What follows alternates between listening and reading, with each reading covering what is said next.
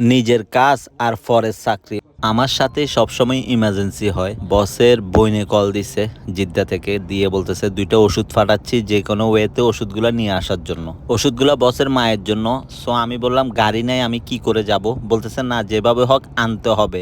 আমি আজনবী মানুষ, আমি কিভাবে আনবো গাড়ি ছাড়া? আমার কাছে যেই গাড়িগুলো আছে ওগুলা নিয়ে যাওয়া যাবে এরকম একটা জায়গা, একটা ফার্মেসি আছে, ওর সাথে আমার যোগাযোগ আছে। উনাকে আমি ফোন দিয়ে জিজ্ঞাসা করলাম। প্রথমে হোয়াটসঅ্যাপে ছবি পাঠাইছি, উনি দেখে নাই। পরে ফোন দিয়ে বললাম যে আমি 2টা ছবি পাঠাইছি, দেখেন এগুলা আছে কিনা। বলল হ্যাঁ আছে। সো আমি বললাম ঠিক আছে, আমি এখনই আসতেছি। আমি যাইতে যাইতে মোটামুটি এশারের আজানের আরো 5 মিনিট বাকি ছিল, বাট উনার নাকি কি একটা ইমার্জেন্সি হয়ে গেছে, উনি দোকান বন্ধ করে চলে গেছে। আমি কিন্তু উনাকে বলছি যে ওষুধগুলো ইমার্জেন্সি, আমি আসতেছি। উনি বলছে আচ্ছা ঠিক আছে, সমস্যা নাই। বাট এখন যাওয়ার পরে উনাকে পাচ্ছি না। কেমনটা লাগে বলেন তো? আবার ওই দিক থেকে বারবার কল দিচ্ছে বসের বনে।